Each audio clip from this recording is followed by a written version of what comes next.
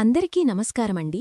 తులారాశివారికి జనవరి 4, 5, 6, 7, 8 తేదీలలో జరిగేది ఇదే. తులారాశివారు చాలా అదృష్టవంతులు. ఈ తేదీల్లో 3 పెద్ద శుభవార్తలు వింటారు. ఈ 5 రోజులు ఒక దైవానుగ్రహం వీరిపైన ఎక్కువగా ఉంటుంది. ఇప్పటివరకు మీకు తోడుగా ఉండి మిమ్మల్ని ముందుకు నడిపించింది. ఎన్నో ప్రమాదాల నుండి ఆ దైవశక్తే మిమ్మల్ని కాపాడింది. ఆ దైవం ఎవరో తెలిస్తే మీరు ఖచ్చితంగా ఆశ్చర్యపోతారు. మీ చుట్టూ ఎవరూ లేనప్పుడు మాత్రమే ఈ వీడియో చూడండి. అసలు ఈ 5 రోజుల్లో మీకు ఏం జరుగుతుందో ఇప్పుడు మనం తెలుసుకుందాం. కాబట్టి వీడియో ఎక్కడా స్కిప్ చేయొద్దండి.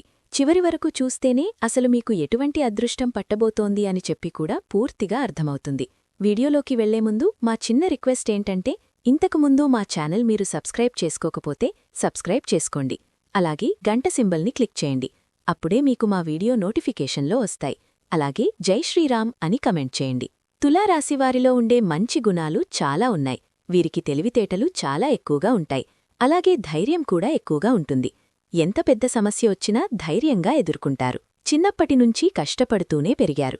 ఎన్నో బాధలు పడ్డారు. జీవితంలో డబ్బు బాగా సంపాదించాలని అనుకుంటారు. వీరికి కుటుంబ బరువు బాధ్యతలు చాలా ఎక్కువగా ఉంటాయి. దానికోసం ఎంతో కష్టపడతారు.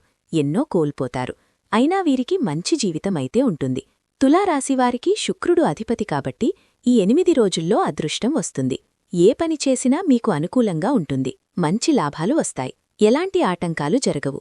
ఆర్థికపరంగా బాగా కలిసివస్తుంది. జీవితంలో కొన్ని మార్పులు జరుగుతాయి.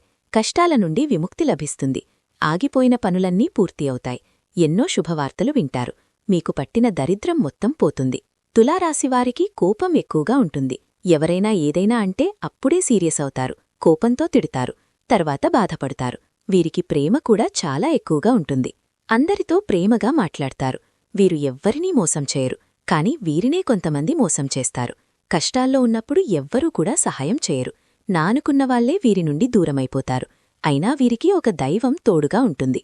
వీరిని ఎప్పుడూ కాపాడుతూ ఉంటుంది. ఈ 5 రోజులు ఆ దైవానుగ్రహం మీపైన ఎక్కువగా ఉంటుంది.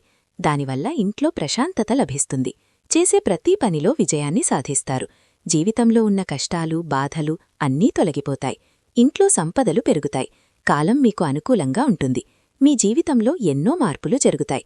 కుటుంబంలో ఉన్న చిన్న చిన్న ఇబ్బందులన్నీ తొలగిపోతాయి. రాబోయే రోజుల్లో ధనలాభాలు కలుగుతాయి. మంచి శుభవార్తలు వింటారు. ఆ దైవం ఎవరో తెలిస్తే మీరే ఆశ్చర్యపోతారు.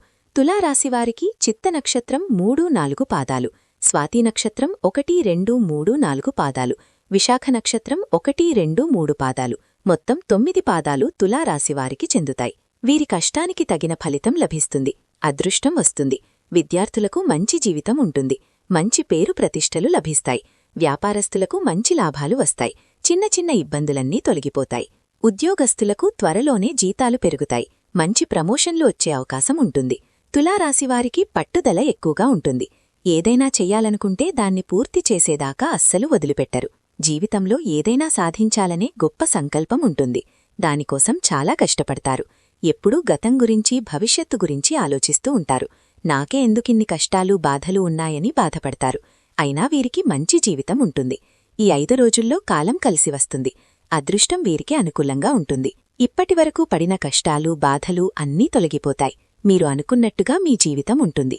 మీ ఆదాయం ఎక్కువగా పెరుగుతుంది. ఇంట్లో డబ్బుకు ఏ లోటు ఉండదు. అప్పుల బాధ నుండి విముక్తి లభిస్తుంది. ఇప్పటినుంచి మంచి రోజులు వస్తాయి. డబ్బు పరంగా బాగా కలిసివస్తుంది.